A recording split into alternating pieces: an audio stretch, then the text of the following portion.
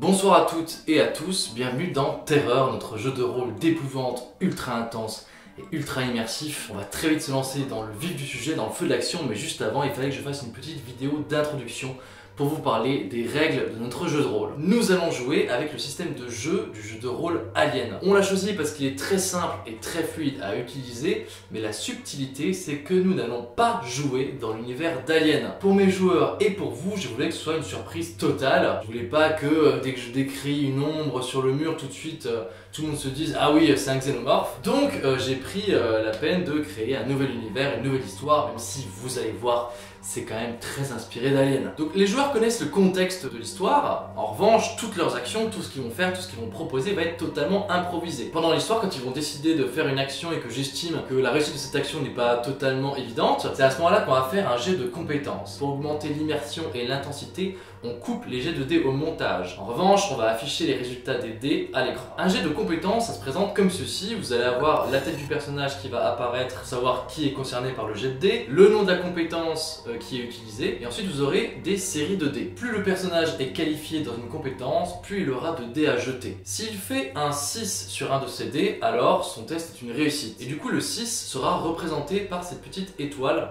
sur un dé. Plus il fait de réussite, plus il fait d'étoiles, évidemment, mieux son jet est réussi et plus son action est réussie. À cela va s'ajouter au fur et à mesure de la partie et à mesure que les personnages vivent des événements traumatisants ou stressants, des dés de stress. Et oui, parce que le jeu considère que plus tu es stressé, plus tu es sous adrénaline, et bien plus tu as tendance à te dépasser et à faire des choses dont tu n'étais pas capable dans une situation totalement ordinaire. En revanche, si les joueurs font un 1 sur un de ces dés de stress, sur un des dés jaunes, sera représenté par ce petit symbole d'alien sur un dé, alors leur action échoue et ils paniquent. Les détails de cette panique peuvent être très variés et ça je vous laisserai le découvrir pendant l'aventure. En tout cas, si le joueur réussit son action, le nom de la compétence sera affiché en vert. S'il échoue à faire un 6 sur ses jets de dés, sa compétence apparaîtra en rouge, il aura échoué dans son action. Et si malheureusement il panique, la compétence sera affichée en jaune. Voilà, c'est tout ce dont vous avez besoin pour bien appréhender Terreur. J'espère que vous allez vous éclater à regarder ça autant que nous, on s'est amusé à le faire. Évidemment, une fois que vous l'aurez regardé et que vous aurez follement aimé, vous pouvez nous laisser un petit pouce bleu, un commentaire pour nous dire ce que vous en avez pensé. Et évidemment, essayez de montrer cet épisode autour de vous aux personnes que ça pourrait intéresser. Bon épisode!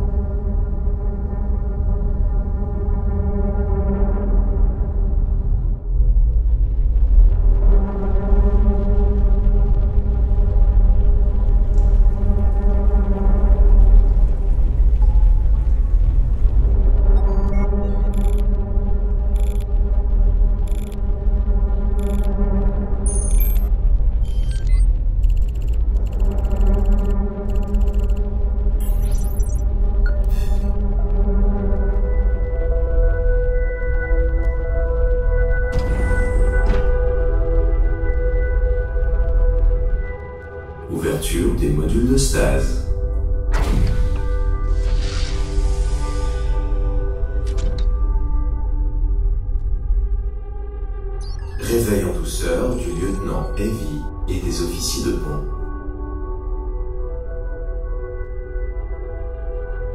Tous les humains sont appelés sur le pont.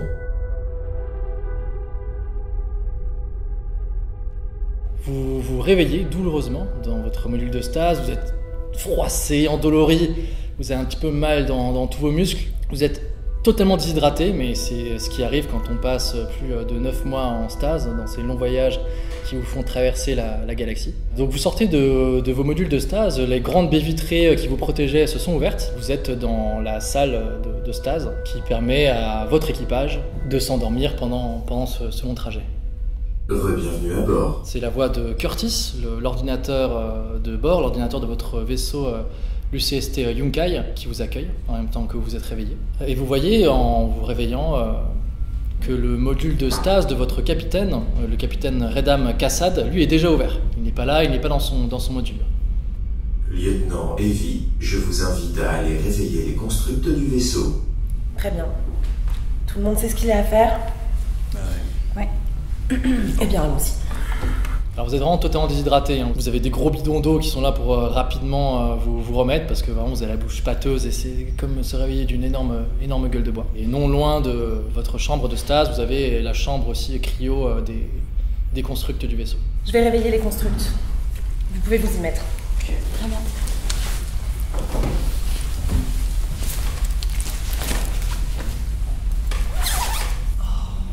Donc Evie, tu pars dans la chambre cryo des constructs et donc tu vois ces parodies d'êtres humains qui sont eux également en stase. Et c'est toi avec ton empreinte digitale de lieutenant qui a l'autorisation pour réveiller les constructs du vaisseau. Donc tu as juste à placer ta main sur un des lecteurs sur la paroi de la chambre pour commencer à les sortir de stase.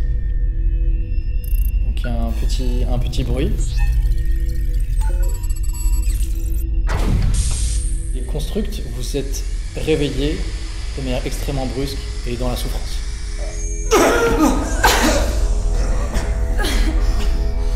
Au moment où votre unité Cortec qui vous sert de cerveau s'est réveillée, vous avez un liquide spinal qui a été injecté en vous et qui a relancé tout le sang synthétique de vos corps. Et du coup c'est comme une nouvelle renaissance à chaque fois, vous êtes préparé à chaque fois, mais chaque fois c'est toujours aussi violent. Donc vous reprenez peu à peu quand même vos esprits et vous êtes également totalement déshydraté. Vous avez le lieutenant Evie face à vous qui vous tend des bouteilles pour vous remettre de ce moment et vous remettre de votre déshydratation. Allez Alba, Taren, Nyx, vous avez l'habitude. Construct ZR Nyx, construct SY Alba, construct EG Taren, remise en service. Ça va pour vous? Oui. Ça va. Donc ça fait 9 mois que vous êtes en stase, c'est toujours dur de s'en remettre. Votre vaisseau qui est parti de la planète Ita à direction de la planète coloniale Glies a fait un long voyage. Vous êtes des convoyeurs de l'espace et dans votre soute vous avez une cargaison de 492 humains de tous âges, du vieillard jusqu'au plus petit enfant, ainsi que 54 constructs qui tous sont amenés à coloniser la nouvelle planète du système des colonies spatiales Glies. Donc on vous a réveillé, l'ordinateur de bord vous a réveillé car vous devez arriver en direction de Glies. Bientôt les premiers navires sentinelles vont venir accoster votre vaisseau après ce long voyage sur la route la Périlleuse, une route qui amène aux colonies mais une route qui est très dangereuse, une route spatiale très dangereuse. Et vous devriez avoir les premières communications assez rapidement. Vous êtes donc attendu sur le pont et vous pouvez déjà vous affairer à vos différentes tâches. Nyx, est-ce que tu peux faire un tour de tous les composants, voir s'il y a des dommages techniques à reporter à Galaxa? Aucun problème. Ça fait longtemps que j'ai pas été aussi stimulé après un réveil. Il se passe quelque chose, ça fait des années les gars. J'attends les ordres et ensuite je pars directement sur le pont, la navigation, je vais voir que tout va bien dans le vaisseau. Donc effectivement, Corey, tu es le premier à arriver sur le pont. Il n'y a pas de trace du capitaine, t'es pas dans son module de stase, il n'est pas non plus sur le pont. Le fait que le capitaine Redam Kassad ait été réveillé avant vous, c'est soit synonyme qu'il y a eu un problème, soit quelque chose que tu ne peux pas expliquer. Curtis, est-ce qu'il est possible de localiser le commandant?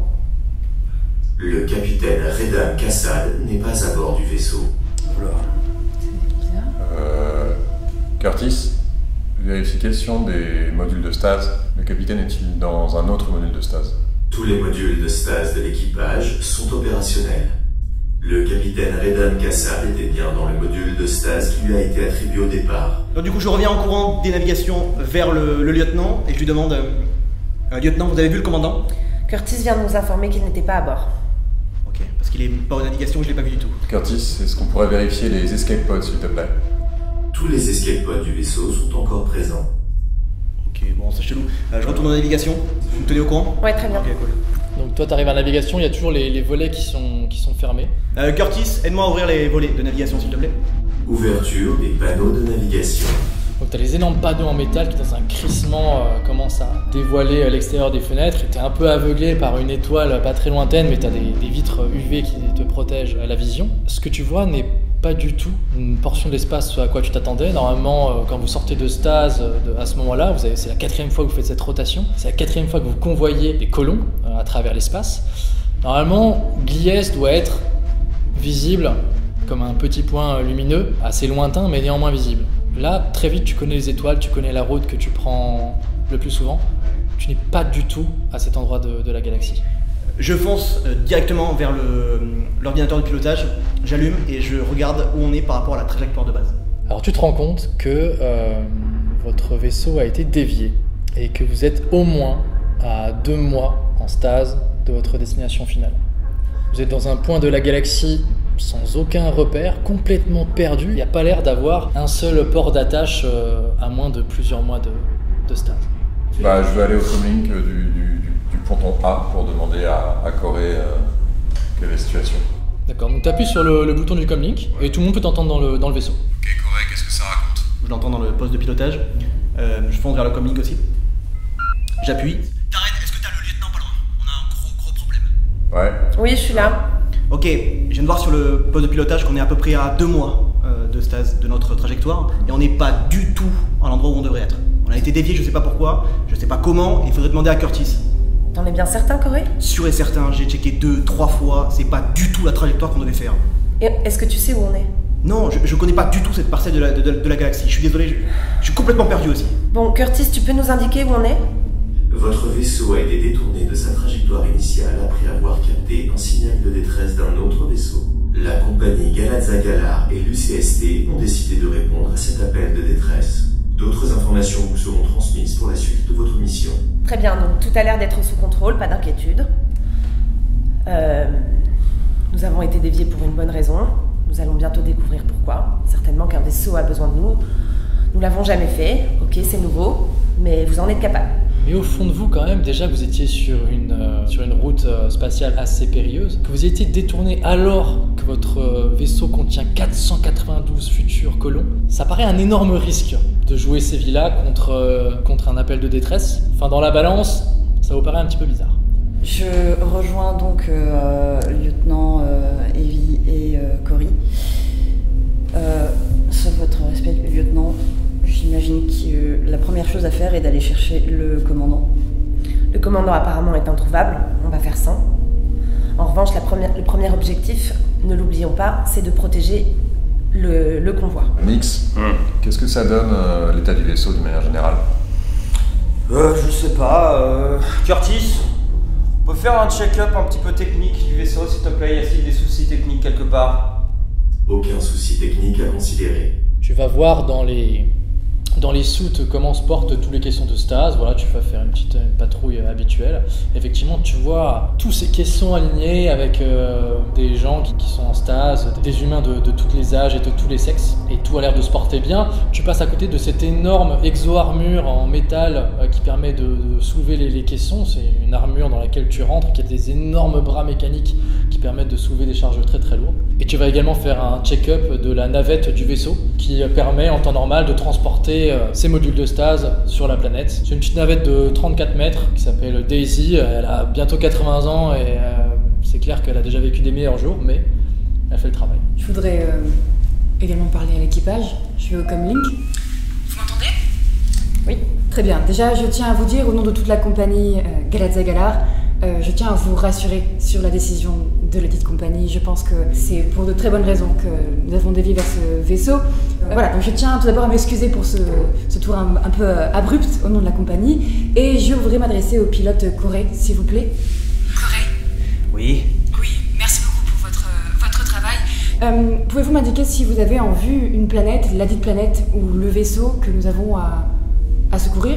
Et je pense que l'appel de détresse et donc le départ potentiel du commandant s'est passé il y a un moment. Donc je sais pas du tout où on est, je sais pas comment retrouver le chemin. Vous n'avez rien en visuel? À part une énorme étoile devant moi, non, y a rien. Quelques astéroïdes, sinon je vois rien. Je sais pas du tout où on est et ça me fait un peu stresser, je vous avoue. Curtis, est-ce qu'on pourrait avoir un historique des amarrages de notre vaisseau à un autre potentiel pendant la période de stase? Problème détecté avec le sas de décompression. Je peux vous envoyer la vidéo si vous désirez. Donc à ce moment-là, en visuel, sur un peu tous les écrans du vaisseau, il y a une vidéo qui s'affiche et vous voyez votre capitaine en combinaison Redam Kassad qui a l'air de hurler quelque chose. Il regarde la caméra en hurlant, mais le son a été coupé. Et il met des grands coups dans la porte. Il se met vraiment, il est totalement paniqué, déchaîné. Il met des grands coups dans la porte. Sauf que la porte du sas extérieur s'ouvre alors qu'il n'y a pas eu de décompression. Et vous voyez qu'il est éjecté dans l'espace avec une violence incroyable. Son corps frappe la porte alors qu'elle est encore à peine ouverte. Et vous le voyez disparaître dans l'espace. Oh putain. Ok. Cet enregistrement a eu lieu il y a 3 jours. 3 jours. Curtis, pourquoi nous réveiller maintenant? Comme je vous l'ai déjà indiqué, nous avons reçu un appel de détresse et le capitaine Redam Kassad n'a pas souhaité y répondre. Il a donc été jugé en cour martiale et condamné à mort par l'UCST. What? Peut-on savoir pourquoi il n'a pas souhaité y répondre? Information classifiée. Oh. Je cherche sur l'ordinateur et j'essaye de passer les pare-feux de Curtis pour qu'on ait cette information. Je vais essayer de te filer un coup de main. Tentative de forcer mes pare-feux. Lieutenant, je vous déconseille d'accéder à ces informations classifiées. Lieutenant, vous êtes désormais capitaine du vaisseau. Capitaine. C'est comme vous voulez, capitaine. Si vous voulez, je peux faire, je réponds aux ordres de toute façon. Il a beaucoup d'expérience. Allez-y. Pendant que ta reine attire un peu l'attention de Curtis sur un pare-feu, tu arrives rapidement à passer outre toutes les barrières informatiques qui vous a bloqué. Et donc tu as la vidéo pendant quelques secondes qui apparaît. Et cette fois tu as le son. Et tu vois le capitaine Redam Kassad qui regarde la caméra en hurlant « N'y allez pas! C'est un vaisseau qui vient de Vétan! N'y allez pas !» Et c'est à ce moment-là il est éjecté. La porte s'est ouverte et tu vois qu'il disparaît de nouveau dans l'espace. Un vaisseau qui vient d'eux? Vétan. Qu'est-ce que c'est que Vétan? Vétan?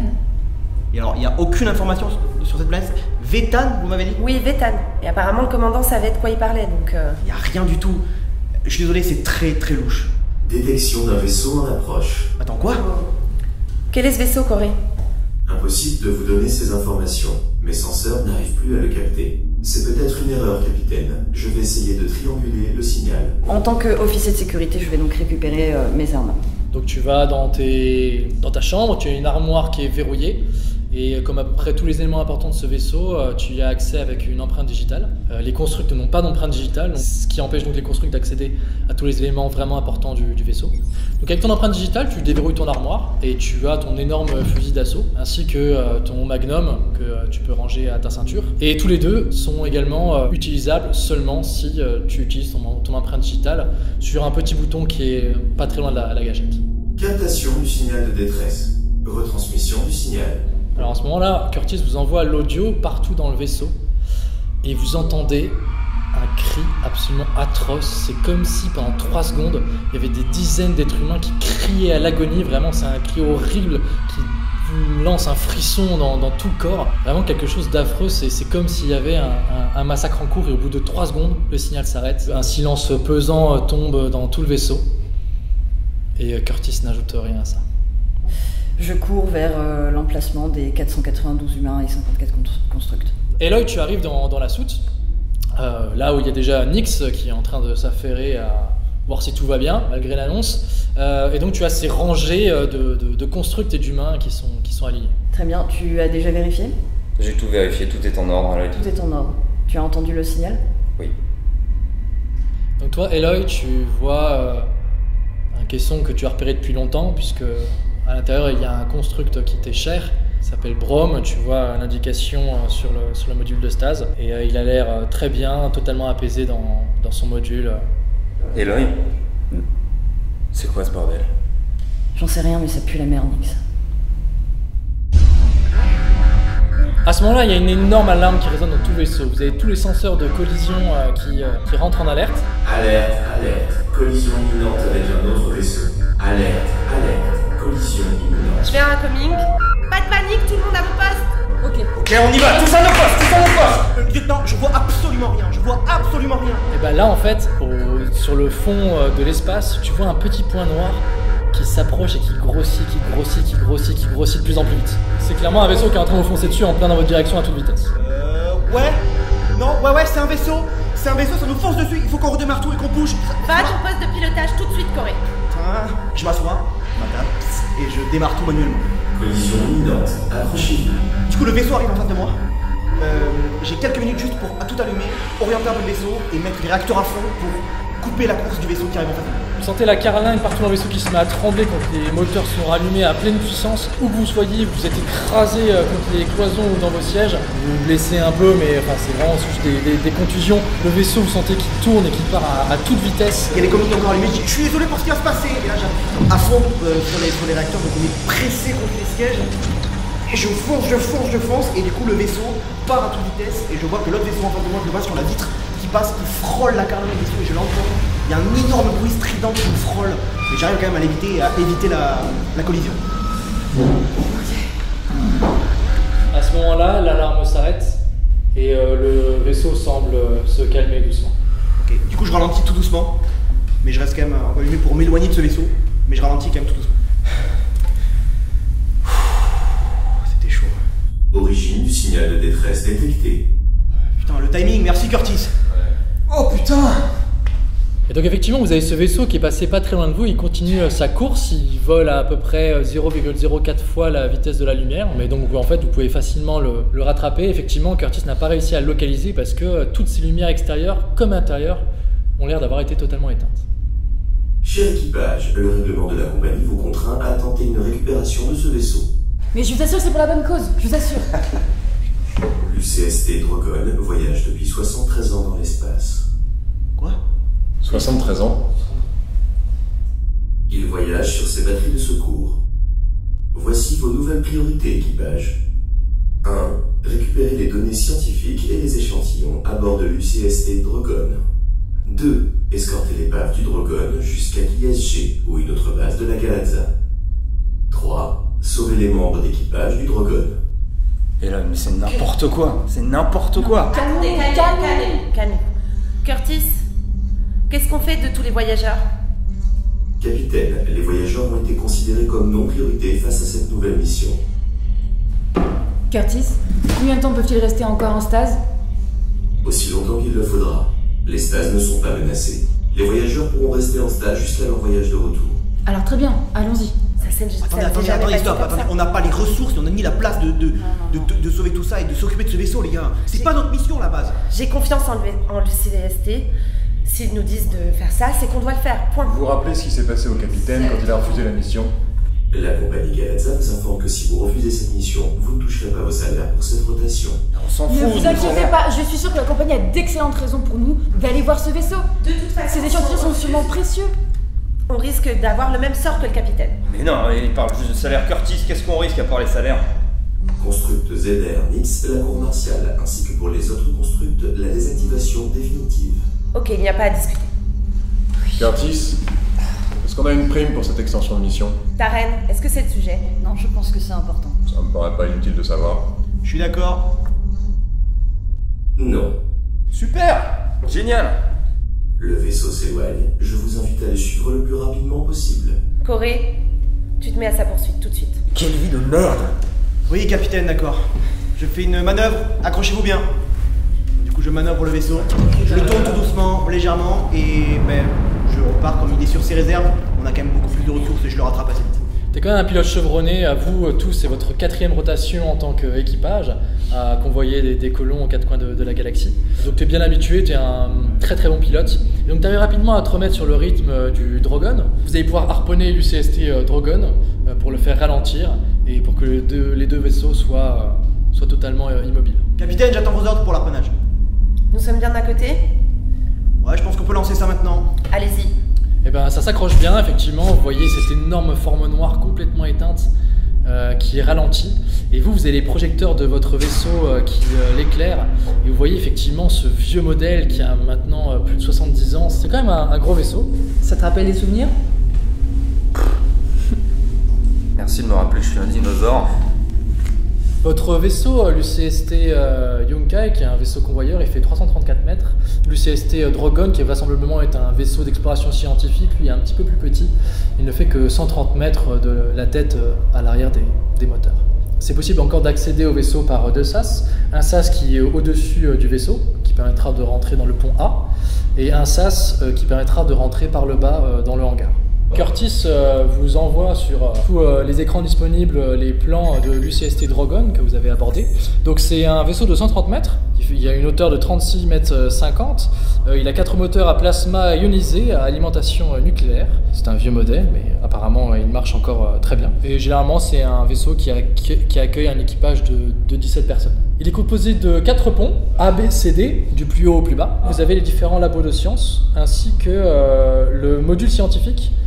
Curtis vous indique que ce module scientifique est un module qui peut se détacher du vaisseau en cas d'urgence. Avec les bonnes accréditations, le bon pass, le module peut être éjecté, soit abandonné sur une planète, soit éjecté dans l'espace. Corée, tu vas aller vérifier si on peut redémarrer ce vaisseau. Tout seul, dans le vaisseau? Tu vas pas y aller tout seul, mais toi tu vas t'occuper de ça. J'avais prévu autre chose pour toi, Eloy. Tu vas accompagner Nix. Et vous allez aller vérifier tout de suite si le module scientifique s'est détaché ou pas. Est-ce qu'on peut peut-être procéder à la vérification du reste du vaisseau pendant ce temps? Pour l'instant, Alba, tu vas rester à l'intérieur avec nous. Je vous montrerai pas à bord du... Pas pour le moment, c'est pas utile. D'accord. Et ta reine? J'accompagne le pilote. Ça serait pas mal, ouais. Très bien. Ça me va. Je suis rassuré. L'UCST Yunkai est équipé d'un cordon qui permet de s'ancrer à un sas. Curtis vous indique que l'atmosphère dans le vaisseau qui fonctionne sur ses batteries de secours est viciée. L'air est vicié, alors ça veut dire que c'est respirable, mais à longue durée, vous allez vraiment abîmer vos poumons et vous allez être dans la capacité totale de faire absolument quoi que ce soit. La température est très basse dans le vaisseau. Il y a toujours le système de gravité qui fonctionne, donc a priori à ce niveau-là, pas de souci. Mais vous allez devoir porter vos combinaisons quand vous serez dans le vaisseau. Et est-ce que si, dès qu'on arrive au poste de commandement, je peux peut-être vérifier les ressources, voir si on peut pas redémarrer aussi le système d'air, etc. et voir si on peut pas le rendre un peu plus habitable? Ouais. Ok, très bien. Très bien, Alba, tu sais très bien qui est dans la soute. Si tu peux y jeter un œil, ça me rassurerait pas mal. Tu peux compter sur moi. Alba, il faudra aussi tenter de contacter la Galadza. Bien sûr, capitaine. Nix, ta reine, attention à vous. Nick, c'est parti, on y va? En tout cas, à l'œil, malgré le fait que je ressens plus grand chose depuis longtemps, hein, vous savez, mais là je commence à ressentir de la peur et ça me fait plaisir d'aller au-devant de cette peur avec vous. C'est un côté rassurant. Ça me fait plaisir de t'avoir avec moi. Je sais que vous perdez potentiellement gros en partant de ce vaisseau. Alors c'est vrai que toi, Nix, tu es un vieux construct. Tu as gardé une apparence de jeune homme parce que tu es un construct, donc tu n'as pas vieilli. Mais tu as maintenant presque 80 ans, donc tu approches de la date à laquelle tu vas être désactivé. Tu as connu la guerre, tu as connu la rébellion des constructs, la bataille de Margrave. C'est vrai qu'à ce moment-là où tu arrives un petit peu à la fin de ta vie, tu es un petit peu blasé partout et même cette mission inattendue ne t'étonne pas vraiment et tu t'y lances avec beaucoup de lassitude. Un peu de peur. Mais beaucoup de lassitude.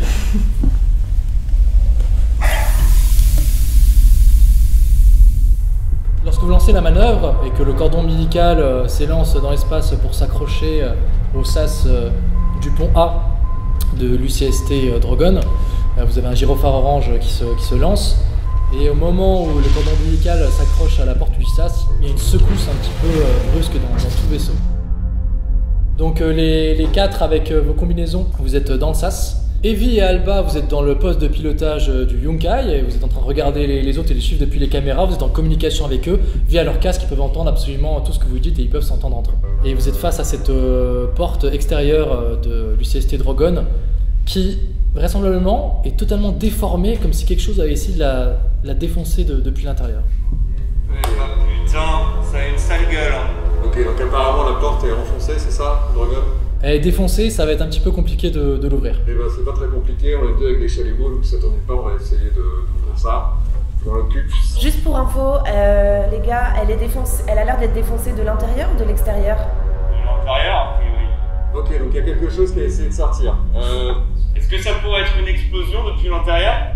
Honnêtement, je pense pas, parce que sinon on aurait eu des marques sur la porte. Ça n'a pas l'air d'être une explosion. Et on passe vite là-dessus. Tu l'as pas? Bien sûr. Allez. Donc je décide de commencer à ouvrir la porte. On est au chalumeau.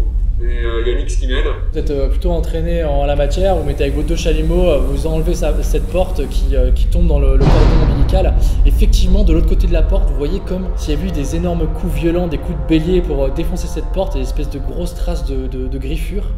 Et vous arrivez dans ce couloir sombre, au moment où la porte s'ouvre et où la décompression se fait. Les gars, indiquez-nous ce que vous voyez, s'il vous plaît. Alors capitaine, je peux vous dire qu'il n'y a pas grand-chose qui me surprend aujourd'hui, mais j'ai jamais vu un truc comme ça. C'est-à-dire? C'est complètement défoncé de l'intérieur, comme si il y avait eu des gros coups, des gros coups depuis l'intérieur. C'est difficilement explicable autrement. Il y a aussi une énorme griffure, ce qui est un peu bizarre. Je vais vous demander de vous mettre derrière moi, s'il vous plaît, je vais dégainer. Alors tu avances avec armé, j'imagine, de ton énorme fusil d'assaut. Tu scrutes l'obscurité, tu arrives dans un grand couloir sombre. Vous arrivez dans cette espèce de sas plongé dans l'obscurité. Et sur un mur, très à la vue de tout le monde, écrit en énormes lettres rouges, vraiment t'as l'impression que ça a été badigeonné sur les murs, il y a marqué « Nous sommes tous fous ici ». Si je peux me permettre, c'est pas très rassurant, je vous propose qu'on avance doucement. Qu'est-ce que vous voyez? Qu'on n'avance pas du tout. Qu'est-ce qui n'est pas rassurant, Corée? Des traces, du sang, voilà, je le dis, c'est du sang sur les murs, putain, il y a du sang sur les murs avec une écriture, il y a marqué « Nous sommes tous fous ici ». Est-ce que ça arrive fréquemment que loin dans l'espace, il y ait des troubles psychiques forts pour les humains? Nix, Oui. tu peux répondre à ça?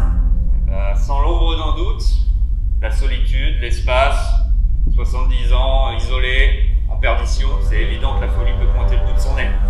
D'accord, bon, Nix, Taren, je propose que vous passiez devant.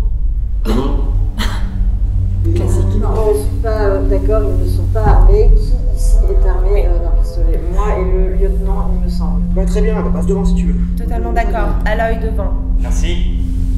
Donc on descend au pont B vers le poste de commandement. Ok, très bien. Une fois que Taren et Corée seront bien installés au poste de commandement, vous pourrez aller au module scientifique. En tout cas, capitaine, si je peux me permettre, vous loupez quelque chose. Pourquoi donc? Bah, c'est assez unique si on vient de se passer. Moi, en 80 balais, j'ai rarement vu ça. Rarement vu ça? J'ai jamais vu ça. Ah, d'accord. On est avancé là, arrêtez de parler. Chaque pas que vous faites sur le métal, vous avez l'impression que ça résonne dans tout le vaisseau. Et en plus de ça, quand vous avez ouvert la porte et que ça a provoqué une première dépressurisation, évidemment le bruit de la porte qui est tombée en métal, ça a dû s'entendre dans tout le vaisseau. En tout cas, c'est extrêmement silencieux, c'est plongé dans l'obscurité. Effectivement, le vaisseau fonctionne que sur ses batteries de secours, donc il y a quelques toutes petites lumières qui sont éclairées de ça, de là. Et en tout cas, vous prenez tous l'échelle les uns après les autres pour descendre au pont B, le pont juste en dessous. Et vous arrivez dans la salle de jonction. Il y a juste 2 sas qui permettent ensuite d'accéder au poste de commandement. Alba, le temps que les autres descendent sur le pont B, s'il te plaît, contacte Galadza. Pour les prévenir, il y a quand même 4 membres de notre équipage qui partent sur le vaisseau à côté là. Bien sûr, capitaine. Je m'éloigne du capitaine pour pouvoir contacter Galadza. Tu utilises le poste de commande pour essayer de contacter et tu as la voix de Curtis qui te dit « Désolé construct Alba, le vaisseau se trouve actuellement trop éloigné de toute antenne de communication. Si vous envoyez un message, il ne sera reçu que dans 2 semaines par la Galadza. » 2 semaines? 2 semaines. Très bien. Je retourne vers le capitaine. Le capitaine Galadza m'informe que tout est sous contrôle, qu'il nous encourage, il nous rassure et il nous informe qu'il est très important de visiter absolument tout le vaisseau pour être sûr de ne rien louper. Très bien. On doit les tenir au courant tous les combien?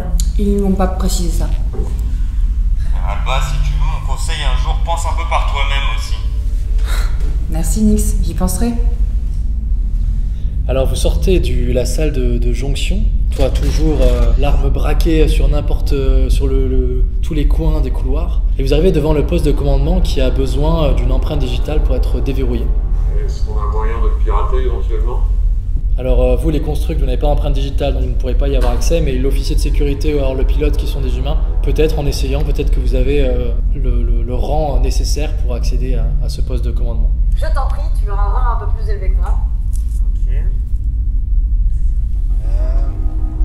Capitaine? Oui? On arrive devant une porte, j'ai besoin d'utiliser mon empreinte. Vous pensez que c'est une bonne idée? Oui, j'autorise à ce que vous enleviez votre gant. Oh putain. Let's go alors. Bah si je meurs ici, vous saurez à qui c'est la faute, hein. Ouais, vas-y, ferme-la. Tu sens qu'il fait très froid dans le vaisseau, mais Curtis, si t'étais en danger, à part l'air vicié, il t'aurait prévenu, donc il n'y a pas de souci. J'enlève délicatement mon gant et je mets du coup l'index sur le pavé digital. Et tu as la porte qui s'ouvre dans un grand bruit. Et devant toi, tu as cette énorme pièce sombre. Tu vois que quelques boutons qui clignotent. Et au moment où vous avez ouvert, dans les couloirs, vous entendez comme le bruit d'un pas de course. Ça dure que quelques secondes. Et ça s'arrête quasiment immédiatement après. Qu'est-ce que c'était? C'était quoi qu'on a entendu? C'est difficile à dire. C'est... Une sorte de bruit de pas de course. Quoi? Vous avez entendu quoi? T'as pas entendu? Non, j'ai entendu la porte qui s'est ouverte. Quoi? Attendez, non, en fait. Courez, arrêtez de paniquer, vous savez très bien que s'il y a un problème, les constructeurs passeront devant vous pour vous protéger. Est-ce que vous êtes entrés? Pas encore. Je vais proposer que Aloy vous entriez pour déterminer un potentiel danger pendant que nous on surveille la porte. Ça vous convient? Et si jamais ça se passe mal ou si jamais je stresse un petit peu, les gars, va falloir retourner au vaisseau et peut-être s'armer, d'accord? Donc tu rentres dans le poste de commandement. Tu vois que il y a dû y avoir un incendie puisque le plafond est tapissé de suie. Comme sur votre vaisseau, les panneaux de métal bloquent l'horizon. Vraiment, la pièce est complètement fermée, plongée dans le noir. Tu vois que la table d'affichage holo est complètement détruite. Vraiment, elle est pas du tout fonctionnelle. Dans le poste de pilotage le poste de pilotage sur la gauche, il y a une énorme hache qui a été plantée. Il a été totalement détruit, volontairement, très vraisemblablement. Et le poste de pilotage 2, il y a quelques boutons qui ont l'air de clignoter dessus, mais tu es incapable de dire s'il ne fonctionne pas. Lieutenant, écoutez, c'est quand même assez atroce ce qui se passe là-dedans. À quel moment vous allez juger qu'il est beaucoup trop dangereux pour qu'on n'y aille qu'à 2 ou à 4?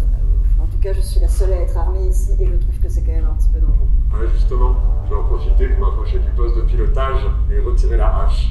Attendez, non, tu reposes ça de suite? À quel moment tu t'es permis de prendre une hache? Tu reposes ça? Qu'est-ce qui se passe? Taren vient de prendre une hache sur un poste de commandement. Je sais pas ce que tu vas en faire, c'est pas que j'ai pas confiance en toi. Taren, repose cette hache.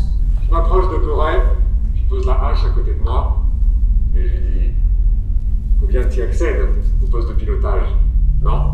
Ouais, merci, Taren. Mais tu sais très bien que les constructeurs n'ont pas le droit de toucher, ne serait-ce que toucher une arme blanche. Faites-vous confiance. Vous êtes ensemble. Corée sur autorisation, il peut toucher une arme blanche. Il a besoin d'ouvrir le poste de pilotage.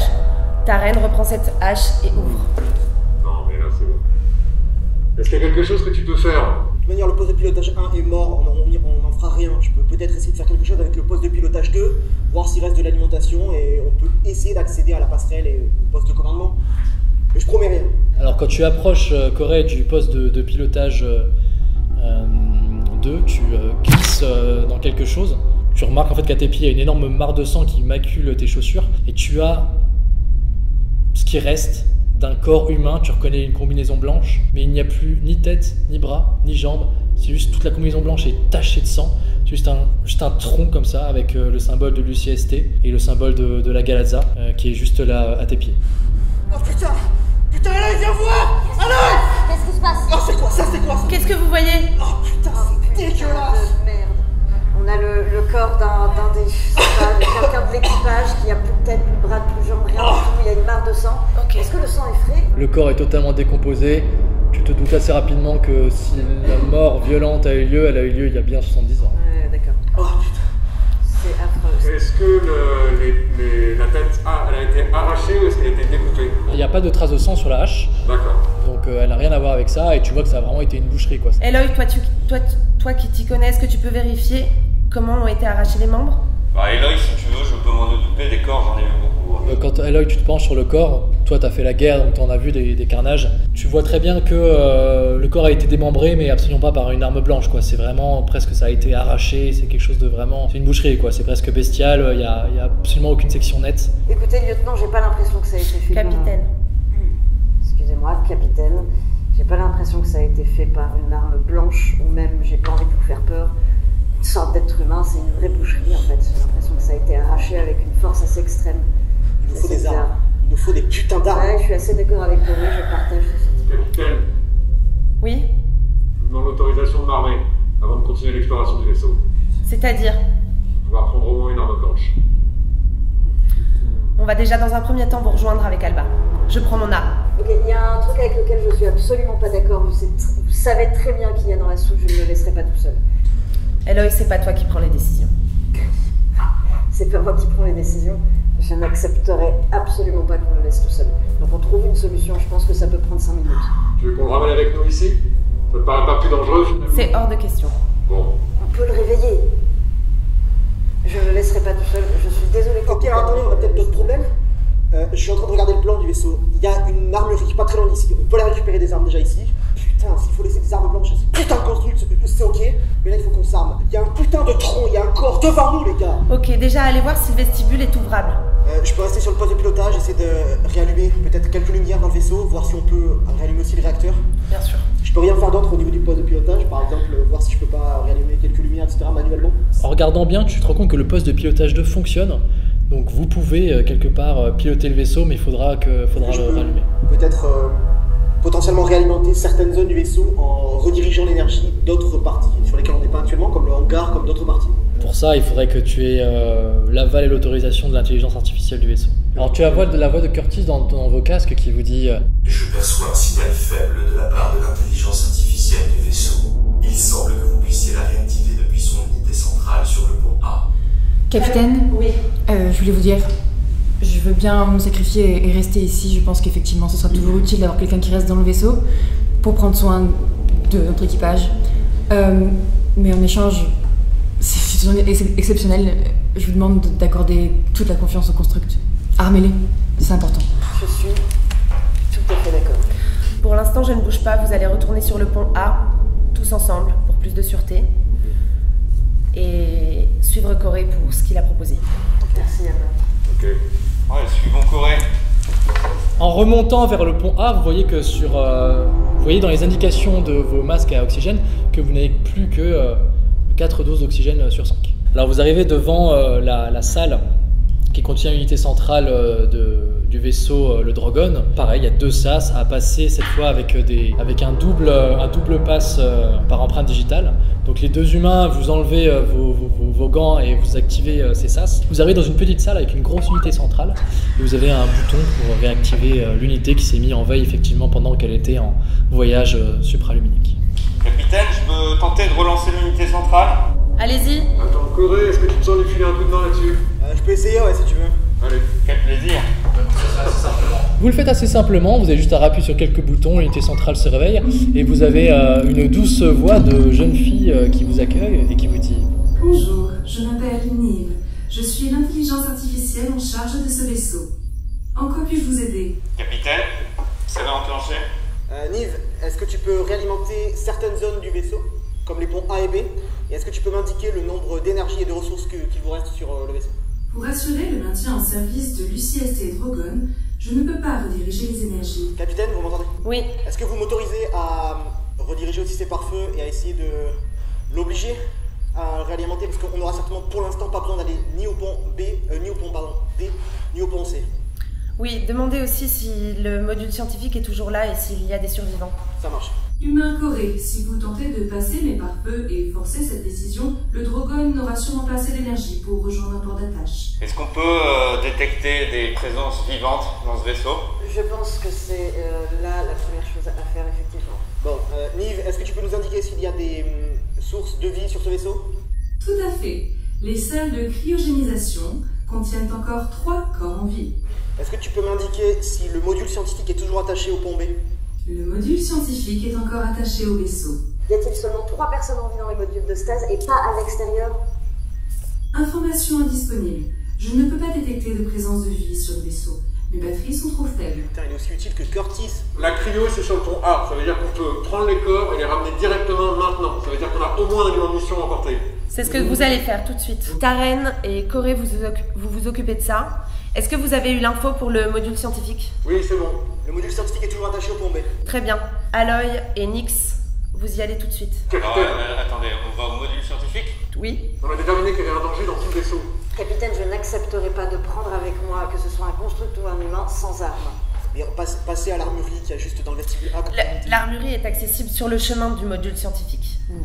J'ai autorisé Taren à prendre la hache. Alors tu sais que c'est une décision très compliquée parce qu'effectivement, autoriser un construct à avoir une arme blanche, c'est potentiellement passible de cour martiale si... Pour moi? De toute façon, je me suis pas armé, hein, la hache elle est toujours dans le... Ah. Elle est dans le B. Elle est en phase de pilotage, donc ça c'est bon. Ok. Vous entendez un cri atroce. Comme pendant le signal de détresse que vous aviez capté, c'est comme s'il y avait plusieurs gorges humaines qui criaient un cri d'agonie à plein poumon. Et en quelques secondes, ça s'arrête. En tout cas, ça a résonné dans tous les couloirs. Ok, je rectifie. Vous restez tous ensemble. Vous restez groupés. Qu'est-ce qu'on entend? C'était quoi? Nive, s'il te plaît, est-ce que tu peux localiser le cri qu'on vient d'entendre? Et l'as-tu entendu? Impossible. Putain de bordel de merde! Aloy, force, s'il te plaît. Nive, je te demande s'il te plaît d'user de toutes tes forces pour localiser ce putain de cri de merde. Je regrette. Mon poste de censeur a été détruit durant l'incendie du poste de commandement. Capitaine, si je peux me permettre, il faut absolument qu'on soit armé ou qu'on soit plus préparé. Là, il y a vraiment des trucs bizarres qui se passent ici. Pour l'instant, Aloy vous protège. Ok, est-ce qu'on peut commencer par rapatrier les 3 personnes dans les salles de cryo? Oui. Merci, on y va. Lieutenant, excusez-moi, capitaine, pardon, mais je pense qu'il va falloir que vous veniez là. Vous êtes la seule à avoir une autre arme en fait. Vous allez à l'armurerie chercher des armes. Ok, on y va. Nix, viens avec moi, on y va. C'est d'accord, Corinne? Vous y allez tous ensemble. Tous ensemble? Allez, c'est parti. Vous descendez rapidement à l'armurerie et vous ouvrez un placard qui, vous vous rendez compte, a été complètement pillé.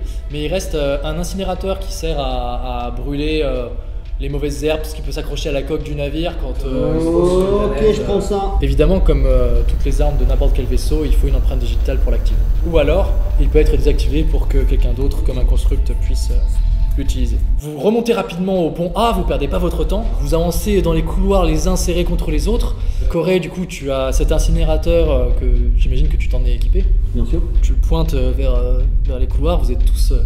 les 4 comme ça, recroquevillés un petit peu les uns sur les autres, alerte à absolument chaque couloir. Et vous arrivez dans le grand couloir qui donne sur les 3 salles de cryo. De chaque côté, vous avez l'ascenseur. Alors vous voyez que l'ascenseur 1, il est à cet étage, il est ouvert et il y a des impacts de balles dans l'ascenseur. L'ascenseur 2, très clairement, a été complètement détruit. Ça donne sur une cage d'ascenseur complètement vide. Tout en bas, il y a l'ascenseur qui est complètement explosé. Et vous voyez que pour terminer le travail, quelqu'un a fait les choses bien et a dû balancer une grenade incendiaire ou quelque chose comme ça pour détruire l'ascenseur.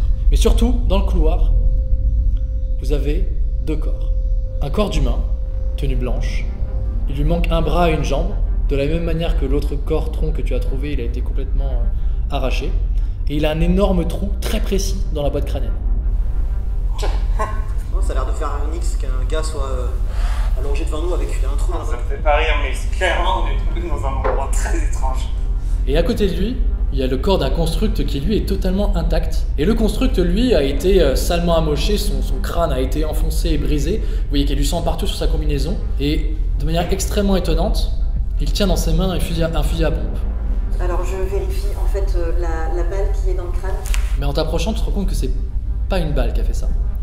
C'est très bizarre, c'est comme un trou très net, précis, quelque chose qui s'est enfoncé dans le crâne de la victime. Faut bien voir que si jamais il porte un fusil à 70 ans, les restrictions n'étaient pas les mêmes. Les restrictions étaient exactement les mêmes. Les restrictions étaient les mêmes. Les constructs n'ont pas le droit d'avoir d'armes à feu. Et tu vois qu'effectivement, le fusil à pompe, le petit lecteur d'empreinte digitale sur le côté est rouge, donc ça veut dire qu'il a été désactivé. Donc c'est pour ça que le construct a pu s'en servir. Est-ce que le fusil à pompe est encore fonctionnel? Est-ce qu'on peut s'en servir? Le fusil à pompe est tout à fait fonctionnel. Il est toujours désactivé, donc un construct peut le prendre. Les constructs peuvent le prendre, il peut être réactivé, désactivé à souhait. En tout cas là en ce moment il est désactivé, mais juste cette vision de voir un construct avec une arme à feu dans les mains, vous n'avez jamais vu ça. Même les constructs, même tout le monde, c'est très perturbant. Moi je suis absolument halluciné par la scène. Je suis obligé de m'approcher de votre WC et d'analyser absolument tout de plus près. Nix, Oui. tu peux te reculer s'il te plaît? Dis-nous ce que tu vois, Nix. J'ai jamais vu quelque chose comme ça. C'est hallucinant. Vous avez vu le fusil désactivé? Bon, capitaine, il y a un construct avec un fusil dans la main et le fusil désactivé. Le construct s'en est sorti. Ok. Nix, tu es beaucoup trop près, tu recules! Aloy, réactive ce fusil à pompe tout de suite, s'il te plaît. Tu peux passer le fusil à pompe Aloy à Taren, mais une fois bien réactivé. De toute façon, ça veut dire que je le porte et que je l'utilise pas, quoi. Aloy, je t'ai demandé de réactiver le fusil à pompe. Est-ce que c'est fait? Oui, le fusil à pompe est réactivé. Très bien, donc maintenant tu peux le mettre dans les mains de Taren. Très bien. Ne risque rien. J'ai gagné un fusil à pompe que je peux pas utiliser. Alors, mais vous avez vu ce trou dans la tête? J'ai jamais vu quelque chose comme ça. Oui, ça c'est très très étrange. Capitaine, je vais essayer de recontacter Galazza pour avoir des nouvelles. Oui. Je m'éloigne, j'arrive tout de suite. Vas-y. Je m'éloigne du capitaine, j'attends quelques minutes et je reviens le voir. Capitaine, la compagnie nous informe, au vu des informations que je lui ai données, qu'elle cautionne à 100% toutes vos décisions et qu'elle s'engage à ne pas vous poursuivre de quelconque façon que ce soit. Pour toutes les... Vous avez carte blanche, en gros. Vous avez eu l'information très vite? Oui. Ils sont très concernés par ce qui se passe. Ils savent que c'est très dangereux. Très bien. Vous voyez également, ceux qui sont dans le couloir, que la porte de la salle de cryogénisation a aussi été enfoncée. Il y a des grosses marques de choc, je vous dis comme s'il y avait un bélier qui avait essayé de la défoncer. En tout cas, elle a l'air d'avoir tenu. Elle s'ouvre avec une empreinte digitale ou est-ce qu'il faut l'ouvrir à la main? Elle s'ouvre avec une empreinte digitale, mais effectivement, même en mettant une empreinte digitale, la porte est coincée, elle est bien abîmée. Vous voyez sur votre carte qu'il y a des conduits d'aération. Les conduits de ventilation sont très grands. Vous pouvez vous y déplacer en étant un petit peu courbé, mais vous n'avez pas à ramper, quoi. C'est vraiment des grands conduits qui permettent d'accéder à plusieurs droits techniques du vaisseau. Qu'est-ce qu'on décide? L'enfonce ou on passe pour les conduits? Moi je serais plus pour enfoncer la porte. Moi les conduits, je trouve pas ça rassurant. Tentez déjà de l'enfoncer, ouais. Tu sens que vraiment, la technique, c'est un truc que tu es extrêmement habitué, mais de faire cette action, même si Nyx t'aide, avec des cadavres dans le couloir, cette ambiance pesante, toute cette obscurité, tu as l'impression qu'il y a quelque chose qui va se jeter sur toi rapidement. Et ouais, tu perds un peu tes moyens. Nyx, qu'est-ce qui se passe? Je sais pas, Taren est en train de paniquer là. Taren, calme-toi. Et tu sens que tu n'arriveras pas à ouvrir cette porte, elle est complètement bloquée. Capitaine, ça va pas être possible comme ça, la Taren perd complètement le cap, ça va? Ok, calmez-vous. Est-ce que tout le monde va bien? Oui, tout le monde va bien. Capitaine, j'ai besoin de respirer là. Ok, laissez quelques secondes. Capitaine, est-ce que la Taren peut sortir de ce vaisseau et le rapatrier? Prends un temps pour toi, Taren, sur le côté. Merci. Ok, Eloy, qu'est-ce que t'en penses? Vous passez par les conduits? Ouais, je pense qu'on n'a pas d'autre choix que de passer par les conduits. Je passe devant. Corée, tu restes derrière avec ton incinérateur pour protéger l'arrière, s'il te plaît. Corée, donc toi tu restes dans le couloir devant le conduit d'aération avec ton Je incinérateur. suis à l'entrée du conduit. Ouais, et tu regardes vraiment à droite, à gauche, terrorisé un petit peu par l'idée de voir quelque chose apparaître au coin du couloir. Donc les autres, vous rampez, les trois, vous rampez dans le conduit d'aération. Bah non, mais moi je rentre pas là-dedans. Hein. Moi je viens de paniquer, je reste avec lui, c'est mort. Je l'aime pas, mais ça l'empêche. Non, si, Taren, tu rentres avec nous. Taren, tu as eu le temps de te calmer, non? Courage, Taren. Allez, viens, Taren, du courage. Vas-y. Surtout qu'il y a 3 corps, vous ne serez pas trop de 3 pour les porter.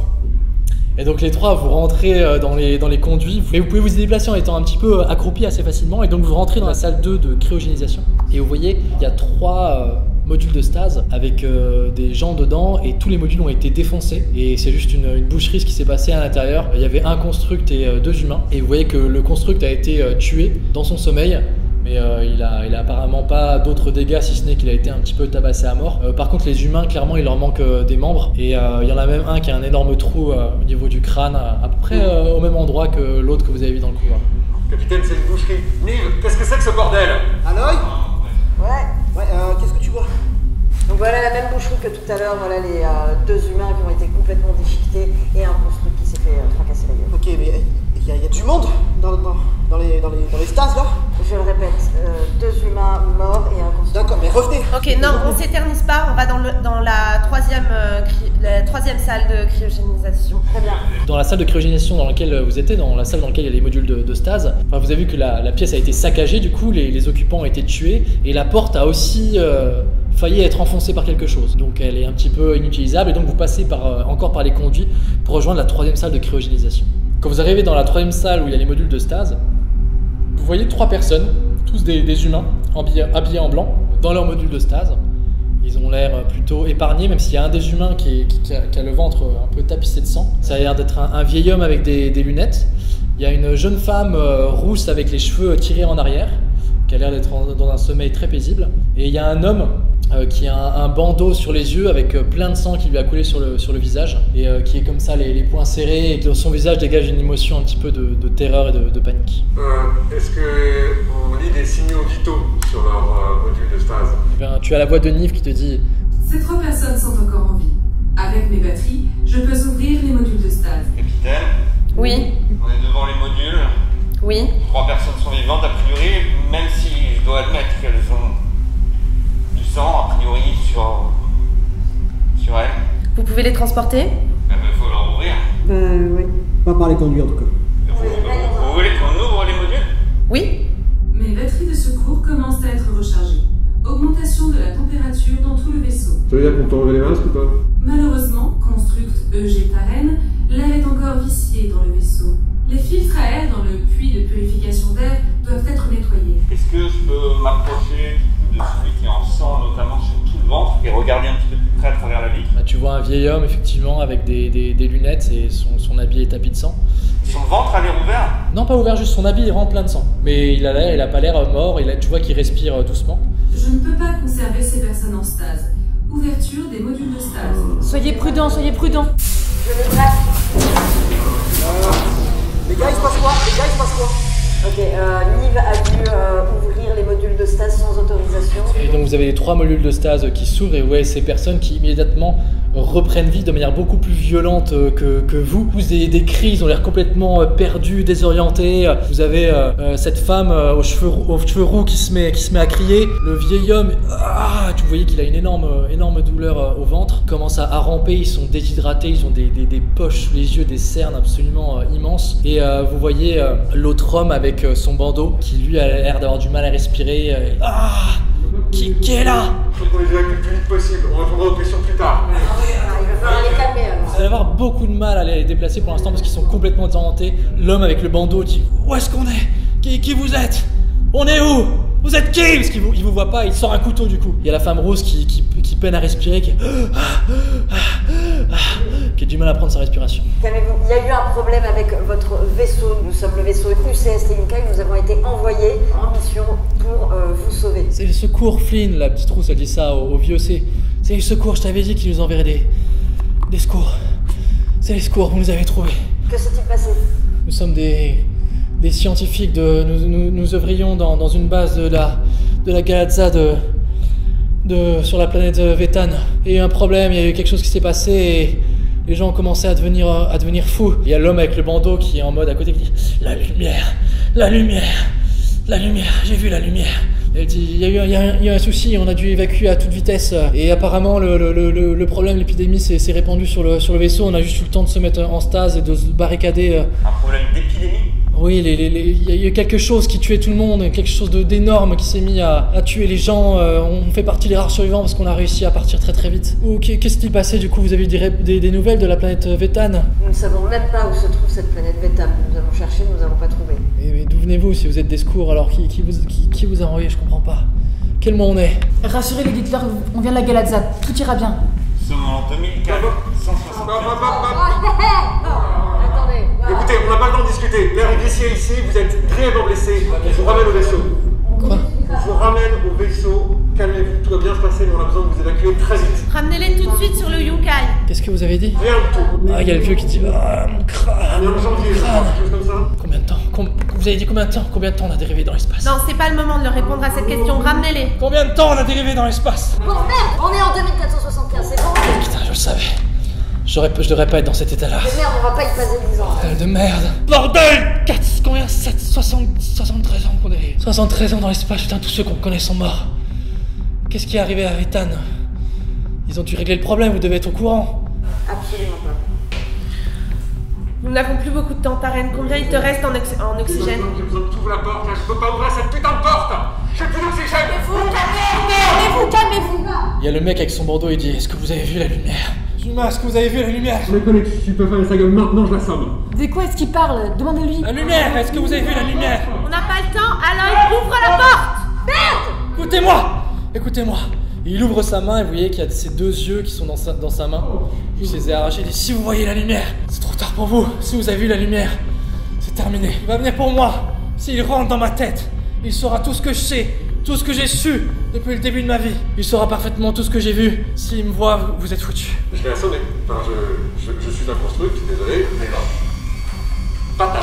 Clairement, tu vois qu'il est trop faible, il tombe dans les vapes. Il dit: mais putain, mais vous êtes malade! Vous êtes venu nous aider ou vous êtes venu nous achever, bordel? Calmez-vous, il faut juste rapatrier tout le monde, on discutera de tout ça quand on sera en sécurité de notre vaisseau. Et vous voyez le vieux qui dit: putain, j'ai chaud, il enlève sa combinaison blanche. Et vous voyez en fait qu'il a une énorme cicatrice avec des espèces d'énormes agrafes noires de partout, quoi. Vraiment comme s'il s'était pris un coup de... Qu'est-ce que c'est que qu'est-ce qui vous est arrivé? Je sais pas, je sais plus ce qui m'est arrivé. Et là tu vois que commence à saigner du nez. Il commence à saigner aussi des oreilles. Il dit, oh, ma tête! Et à ce moment-là, tu vois son nez qui gicle et qui rebondit contre ton casque. Putain, c'est dégueu! Il dit que c'était aspergé de sang et tu vois de la cavité ressort une espèce de petit tentacule avec une espèce d'esquidose au bout. Le tentacule commence à attraper la mâchoire de l'homme, mâchoire qui se déchire de l'intérieur. Tu vois tout le côté de sa tête qui bascule dans une gette de sang. Tout le monde se met à hurler. Mais qu'est-ce qui se passe? Racontez-moi ce que vous voyez!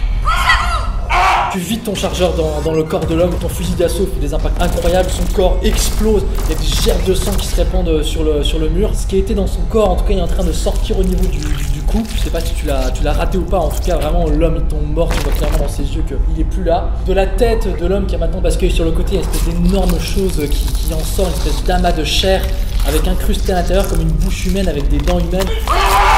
Qu'est-ce qu'on entend? Qu'est-ce qui se passe? Alors, sur quoi tu as tiré? Tout le monde va bien? Il y a un cri horrible d'agonie, vraiment un cri très humain qui en sort. Cette boule de chair a plusieurs tentacules très vifs, au bout desquels il y a des espèces d'esquidos. Ça tombe par terre. L'espèce de créature est tombée devant le corps disloqué de l'homme, criblé de balles. Il est dans une mare de sang et il est en train d'essayer un petit peu de se redresser. Je chope le fusil à pompe, je m'approche et en fait c'est vraiment trop flippant cette merde, je me recule, je le lâche et je commence à essayer de m'accrocher au mur. Avec un grognement, l'espèce de créature, elle se jette contre le mur. Vous voyez qu'avec ses petits tentacules, il avance extrêmement rapidement. Il arrache un conduit d'aération, il rentre dedans et après quelques petits bruits, vous l'entendez disparaître dans les coins. Qu'est-ce qui se passe? Bordel. Racontez-nous! Capitaine, il y a une espèce de bête, je n'arrive même pas à le décrire, qui vient de s'échapper dans un conduit, qui a explosé le corps de quelqu'un, c'est dégueulasse. Exploser le corps de quelqu'un? Comment ça? Il y avait ce mec a commencé à perdre son œil et il y a une sorte de, il faut le dire, un alien qui s'est échappé. Capitaine, il faut rapatrier, il faut tout de suite rentrer sur le vaisseau, tout de suite. Est-ce que tout le monde va bien? Il faut rentrer tout de suite sur le vaisseau. Essayez de sortir les 3 personnes et revenez tout de suite. Non, je ne ramène pas ces humains avec nous. Hey, moi je vais bien, je le connaissais pas ce Flynn, j'ai rien à voir avec lui. Et t'as le mec avec son bandeau qui dit laissez-moi derrière, c'est foutu pour moi, de toute façon j'ai vu la lumière. Ramenez la fille. Non, la fille, excusez-moi, est-ce que tu peux montrer ton torse? Je m'en bats les couilles, montre ton torse. Bien sûr. Alors tu vois, elle enlève sa combinaison, elle te montre qu'elle a rien du tout. Elle se met en sous-vêtements, elle se déshabille devant toi, toute tremblante qu'elle est comme ça. Ok, elle a pas de traces, pas d'égratignure, est-ce qu'on la prend avec nous? Ramenez la fille. Et tu peux ouvrir la porte, s'il te plaît. Ok, Darren, il est pas bien, faut se dépêcher. Ouais. Bah du coup moi j'arrive un peu après tout le monde. T'arrives, tu sors du conduit d'aération. Putain les gars mais je passe quoi? Je t'ai entendu crier, je t'ai entendu tirer, c'est quoi ça? C'est qui eux? On en parle plus tard, Corée, on en parle plus tard. Corée, je te fais un rapport, t'inquiète pas, là faut courir, on y va. Putain. On se dépêche, allez! Il y a une énorme alarme qui se déclenche dans tout le Drogon. Les rares lumières qui étaient allumées s'éteignent. Il y a des grosses alarmes rouges qui se lancent. Corée, s'il te plaît, ouvrez la porte, il faut qu'on sorte là. Ouais, mais attendez, moi je peux pas ouvrir la porte, il faut qu'on repasse par les conduits. Ok, je parle à le conduit là, Alerte, panne cascade, surcharge de réacteur imminente. Capitaine, quelqu'un a lancé la surcharge de réacteur. Enfin, c'est pas possible. Je ne l'ai pas fait, donc personne n'a pu le faire à ma place. Attendez, sur mon vaisseau? Pour activer la surcharge du réacteur, déjà il faut faire par empreinte digitale et il faut avoir un rang d'empreinte supérieur au tien. C'est le Ça commandant? veut dire que le capitaine est encore vivant? Il est là? Mais je comprends pas, c'est toi le capitaine, en principe, t'es capable de... Surcharge de réacteur dans H-10 minutes. Ok, on y va. Go. Et on passe par le conduit. Qu'est-ce qu'on peut faire nous sur place? Là, je sais pas, attendez, faut que je réfléchisse, je comprends pas. Alors attendez, est-ce qu'on peut juste clarifier ce qu'on risque avec cette surcharge de merde là? Si le générateur explose, c'est un générateur nucléaire, ça veut dire une explosion qui va détruire les 2 vaisseaux. Les 2 vaisseaux. Putain, d'accord, ok. Ok, vous allez tous revenir, j'ai besoin de Corée. Ok, on est parti. Donc on passe par les conduits, on marche sur les couloirs et on part, on a toujours alors il y a la meuf avec nous, pour l'instant on s'en occupe pas trop. D'accord, vous la prenez avec vous? Ouais, on la prend avec nous. Et on court vers l'entrée de la jonction qui nous a permis d'arriver dans le vaisseau à la base. Et tant pis pour le module scientifique pour l'instant, mais on se barre complètement du Oui, dépêchez-vous. Surcharge du réacteur dans H-9 minutes. Curtis, est-ce qu'on sait d'où a été enclenchée la surcharge dans le vaisseau? Depuis le réacteur du Yunkai. Le réacteur du Yunkai, c'est vraiment tout à l'arrière du vaisseau, dans le pont le plus bas. Capitaine, j'y vais. Je viens avec toi. Ok, bah nous on continue. On est dans la jonction, on court vers le Yunkai. Bah, vous arrivez au niveau du cordon ombilical. Ouais. D'accord. Et vous arrivez à tous du coup rentrer dans le Yunkai. Les filles, vous descendez du coup en courant, j'imagine, dans la soute vers le réacteur. Moi j'ai mon arme au poing et je suis devant. J'avance en essayant de me protéger au maximum. On avance très vite. Surcharge de réacteur dans H-8 minutes. Alba, dépêche-toi, fonce.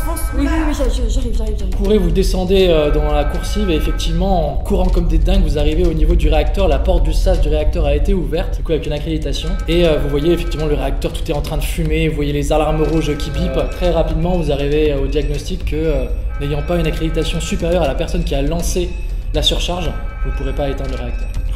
Est-ce qu'il n'y a pas moyen de contrôler, de bidouiller, Moi je peux essayer maintenant que je suis devenue capitaine. Oui, mais c'est clairement quelque chose de supérieur à toi. Est-ce que je peux pas essayer de les aider à distance avec mes capacités de... Sans accréditation, capitaine, le Yunkai est condamné. Ok, donc je demande, Niv, est-ce qu'il y a assez d'énergie pour alimenter au moins un réacteur du vaisseau du dragon et partir et s'échapper le plus vite possible de l'autre vaisseau. Malheureusement, le Yunkai est attaché au cordon ombilical. Justement, c'est détacher ça et partir le plus vite possible. Voulez-vous détacher le cordon ombilical? Non, pas encore. Capitaine, il vous reste 5 minutes. Surcharge dans H-7 minutes. Capitaine, revenez vers nous avec Alma, revenez vers nous au maximum. Il n'y a pas d'autre choix, il faut qu'on abandonne tout le monde et il faut qu'on se mette en sécurité dans le dragon. Alors, vous ne pouvez pas piloter le Drogon puisqu'il est éteint. Vous pouvez par contre piloter le Yunkai. Mais est-ce qu'on peut pas prendre la surcharge, enfin charger le Drogon avec la surcharge? Non, impossible. Revenez tout de suite par le cordon ombilical. On rentre, il y a la décompression, j'imagine. Oui, tout à fait. Combien de temps Moi, je me suis cassé depuis longtemps dans la soute. T'es dans la soute avec face à tous les containers de Stas, de tous ces gens, ouais. Surcharge pour un 6 minutes. Donc je cours au poste de pilotage. J'active, je demande à tout le monde de se diriger vers le cordon ombilical et d'être prêt à traverser le cordon ombilical. C'est impossible, on non mais juste pour l'instant. Et de couper le cordon à mon signal. Mais capitaine Alba, mettez vos tenues parce que préparez-vous à partir. Hein. Mettez vos combis, On va pas laisser 4 secondes. Mettez vos combis, putain! C'est bon, moi je suis partie dans la soute. Et il y a peut-être moyen que je puisse pas partir avec eux. Ou peut-être. Moi je suis allée prendre. Où est Aloy? Bravo. Rome, tu peux le sauver en le mettant dans la navette, la Daisy, et partir avec la navette. Dans la tête. Voilà. Tu fais ça? Ouais. Surcharge du réacteur H-5 minutes. T'arrives à porter le conteneur, tu le descends dans la panique, tu le traînes vers le Daisy, la petite navette là, qui fait 34 mètres. T'arrives à le monter à bord. Tu te rends compte qu'en sauvant Brome, tu condamnes littéralement 491 autres personnes et 54 constructs. Mais t'as réussi à sauver la capsule de cette personne qui t'est chère. Surcharge du réacteur H-4 minutes. Eh bien, donc t'actives le pilotage automatique, tu veux dire que tu envoies le Yunkai très très loin, le plus loin possible. On lui ordonne de partir à un certain moment. Alors, ramène ton cul tout de suite. Prends le Daisy et rejoins-nous. Ok, je prends le désir, je le rejoins, je ferme la porte. Attends, je te rejoins. Pas toute seule. On est tous passés, tout le monde est passé dans le conduit. Tout le monde est passé dans le conduit. T'es passé par le conduit. Ça y est, je suis dans le conduit. Alerte. Impossibilité de détacher le cordon ombilical. Nécessité de détacher le cordon depuis l'extérieur. Oui, comme le sas a été tellement abîmé, il faut que vous alliez à l'extérieur pour décrocher le... J'y vais. T'es sûr? Tu traces, faut que tu passes par les sas du bas, donc faut que tu descendes 4 étages en dessous. Bah, y a pas de choix. Tu descends, tu traces. Je suis avec toi, Nix. Surcharge du réacteur H-3 minutes. Tu descends, t'es dans ces couloirs sombres, tu cours, t'as la carte holographique qui s'affiche avec là où tu peux passer par le sas et t'arrives au sas, ça lance la décompression, t'es prêt à sortir à l'extérieur pour aller intervenir. Vous deux dans le Daisy, ça a dépressurisé, vous êtes dans le vaisseau, vous avez le module de stas de Brome juste derrière, la porte s'ouvre et vous pouvez décoller avec le Daisy et vous sortir du Yunkai. Toi tu arrives, tu montes à toute vitesse sur l'échelle qui amène au cordon ombilical, tu entends dans ton casque Surcharge du réacteur H-2 minutes. Evie aussi, t'es sorti dehors par un autre sas, tu rejoins Zedernix, tu vas pouvoir l'aider à coups de chalumeau à détacher le cordon. Donc effectivement, vous vous y mettez à deux, t'arrives totalement à dessouder avec ton dessoudeur le cordon. Il reste 1 minute 16 avant l'explosion, le cordon ombilical s'enlève. Sur un ordre de votre part, j'imagine que le Yunkai allume ses moteurs à toute vitesse. Vous voyez qu'il part le plus vite possible à toute vitesse dans l'espace. Il s'éloigne, vous entendez une dernière fois. Surcharge du réacteur H-1 minute. Rentrez à l'intérieur, rentrez, c'est ça, rentrez, absolument. Et vous entendez Niv qui vous dit: D'après mes estimations, l'explosion risque d'être assez proche. Accrochez-vous. Accrochez-vous tous. Nous, on est encore à l'extérieur là? Vous êtes à l'extérieur. Ouais, dans l'espace. Ouais. c'est pour ça, rentrez, vite. On essaie de rejoindre. Vous courez, vous êtes vraiment, vous essayez de courir pour rentrer dans ça avant l'explosion. Vous voyez 25 secondes qui décollent devant vos têtes. Et donc vous, dans le Daisy, vous essayez de vous approcher vers le hangar. Vous entendez 10, 9, 8, 7, 6, 5, 4, 3, 2, 1. Vous voyez au loin, sans un bruit dans l'espace, cette énorme déflagration qui vous aveugle à travers les petits hublots, vraiment un truc monstrueux. Et quelques secondes plus tard, tout se met à trembler, toute la navette, la Daisy explose à cause de l'explosion et de l'onde de choc. Tout le cockpit a explosé, vous êtes encore attachés à vos sièges. Tous les autres dans le vaisseau, vous sentez une secousse incroyable, vous êtes projetés contre les murs.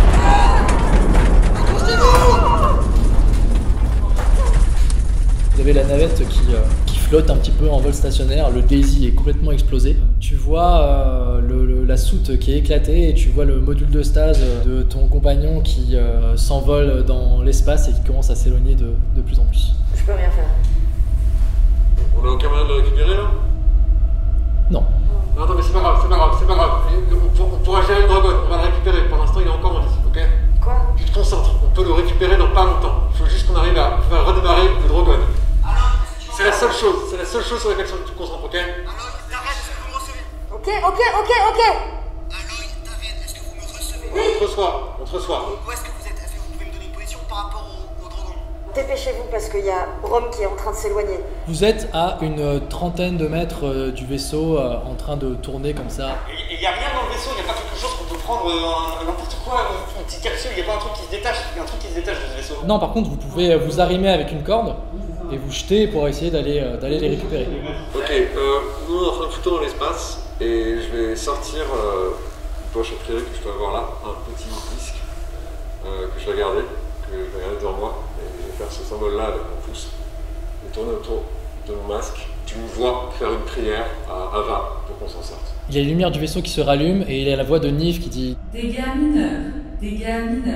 L'autonomie du Drogon n'a pas été menacée. Corey, tu t'accroches à une corde que tu attaches bien et que tu maintiens bien au Drogon. Nix, tu te jettes dans l'espace. Mais Corey, tu me lâches pas, d'accord? Ouais, vas-y. Évidemment, Corée, tu ne le lâches pas. Bien sûr que non, putain, il y a Aloy dans le vaisseau. Tu te jettes vers le vaisseau, tu prends une impulsion en espérant aller dans la bonne direction. Tu planes un peu comme ça dans le vide. Tu arrives à t'agripper rapidement à la Daisy qui est en train de tourner. Tu as un petit peu peur que ça emmêle ton câble. Les deux, vous sortez, vous êtes détachés. Vous essayez de sortir du cockpit. Vous tendez chacun une main en essayant d'attraper Nix. J'essaie de sortir et il y a la ceinture qui est coincée et j'arrive pas à l'ouvrir et j'ai juste les mains qui sont pas assez fortes. Je sais pas si j'arrive à pas trouver la bonne prise et j'appuie.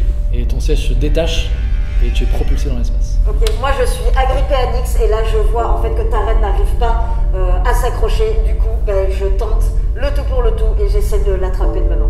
T'es totalement stressé par la situation, tu vois ta reine qui est en train d'être éjectée avec son fauteuil, tu te jettes pour essayer de récupérer, tu t'agrippes à son fauteuil. Nix, dans la panique, la précipitation avec sa corde qui s'enroule, a pas réussi à se rattraper et t'es agrippé au siège de ta reine et tous les deux vous êtes envoyés dans l'espace et vous vous éloignez à toute vitesse. Bientôt vous serez plus en état de communiquer avec les autres. Oh putain! Non. En tout cas, j'ai échoué, j'ai pas réussi à récupérer ta reine et qu'est-ce que vous avez essayé de faire? Nix, est-ce que t'as quelqu'un en moi? Vous m'entendez? Alba? Est-ce que vous nous entendez? Alba? Oui. Nix? Vous n'êtes pas seul. Ta Vous reine? n'êtes pas seul. Ta reine? À bientôt. Je suis désolée. Nix, t'es accroché à la corde, un peu impuissant comme ça, et tu les vois partir en même temps que Corey il te ramène avant que la navette ne... J'ai pas envie d'attendre trop longtemps, je me tourne vers toi. Je te dis merci. C'était très con. Et j'enlève mon masque et j'explose. Tes poumons s'affaissent, t'es entièrement glacé, t'arrives plus à respirer, et la mort arrive en quelques secondes. Aloy? Et idem pour toi, Aloy, ton corps est figé, c'est une mort très douloureuse, hein. Tes tempes explosent, tu as du sang qui te sort par les yeux. Aloy? Est-ce que tu m'entends, Aloy? Aloy? Arrêtez, c'est trop tard! Rapatrie-moi! Putain! Donc vous voyez les corps de vos deux amis ainsi que la capsule qui contenait le compagnon de Aloy qui s'éloigne loin. Alors, effectivement, elle était très discrète, mais ça arrive, elle était tombée amoureuse d'un construct. Vous saviez que c'était son dernier voyage et qu'elle comptait s'installer sur l'IS avec lui. C'était sa dernière rotation. Et donc vous avez vos deux compagnons qui ne sont plus qu'un déjà un point glacé à l'horizon. Ok, Corée, t'as récupéré Nyx? Donc, je lui réponds pas, je tire Nyx, je le récupère, et le moment où il arrive vers moi, je le prends par le cou, et je le pousse vers la porte de décompression, et je dis c'est ta faute! C'est ta putain de faute! Je vais crever maintenant! Je le pousse super fort, le plus fort possible. Je le pousse de toutes mes forces. Et je lui dis, me touche pas! Me touche pas! Nyx, Corée, vous calmez, c'est un ordre! Putain, j'aurais dû aller à ta putain de place! Ta gueule! Ta gueule!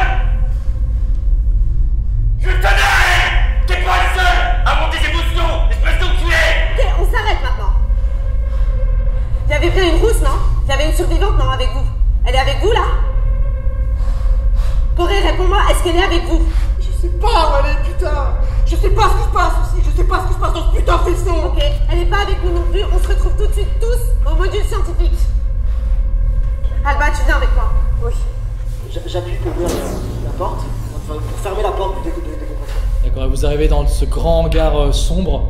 Il y a deux espèces d'énormes camions avec trois énormes roues qui servent à aller sur le terrain quand ce vaisseau fait de l'exploration de planètes. Et donc vous êtes dans ce grand hangar et vous entendez un peu des bruits bizarres dans les canalisations. Nive, est-ce que l'air est toujours irrespirable dans ce vaisseau? L'air est vicié mais respirable. Vous arrivez bientôt tous à court de vos masques. Je retire. Alors t'es assailli par... Vraiment, t'as un goût âcre, horrible dans la bouche. Tu sens vraiment que l'air est plein de dioxyde de carbone. Pour l'endurance, au niveau de votre endurance, ça va être compliqué. Mais ça va, vous réussissez à respirer. Donc Alba et Evie, vous avancez vers le module scientifique, donc vous descendez au pont B. Reste derrière moi, Alba. Oui. Alors vous avancez dans les couloirs que vous n'avez pas empruntés jusqu'alors, donc vous passez plusieurs sas. Au bout d'un long couloir, vous voyez le sas en face qui s'ouvre. Et derrière ce sas en sort une créature absolument monstrueuse. Qu'est-ce que c'est que ça? Un être qui fait presque 3 mètres de haut.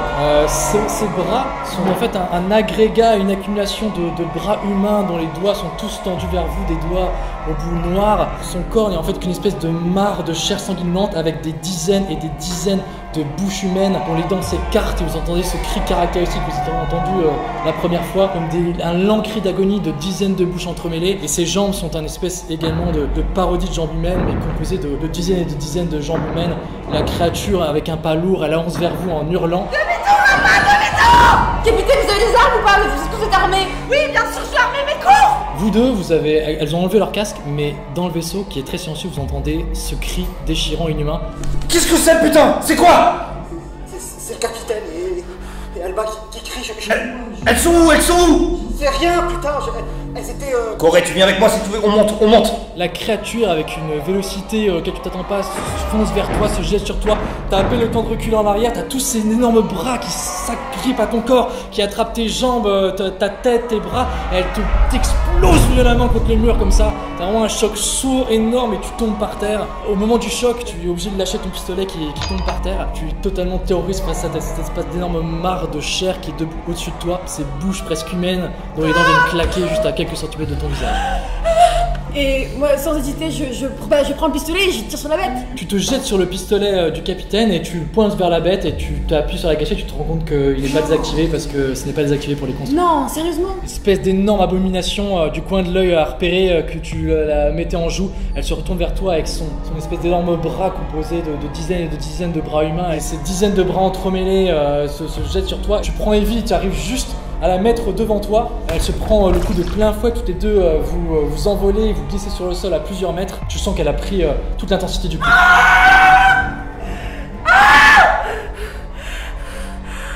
La douleur est absolument atroce. Tu tombes au sol avec le visage en sang. Tu sens que tout ton visage est balafré, ton œil gauche a explosé sous l'impact du choc. Je vois le pistolet qui est pas très loin du monstre et je tente de ramper vers le pistolet. Tu arrives à agripper ton pistolet, la créature est juste au-dessus de toi et tu arrives à le pointer vers lui. Alors avec un cri de rage, tu te décharges plusieurs balles à bout portant dans le corps de la créature. Tu vois les balles qui passent à travers son corps, elle est un peu secouée, mais tu sens que ça lui a pas fait tant de mal que ça et la créature est juste au-dessus de toi et se remet à hurler dans ta direction. Corey, toi t'as toujours ton casque, t'es dans l'ascenseur et tu te sens totalement impuissant. Oh putain, faut que je laisse plus vite, putain l'ascenseur.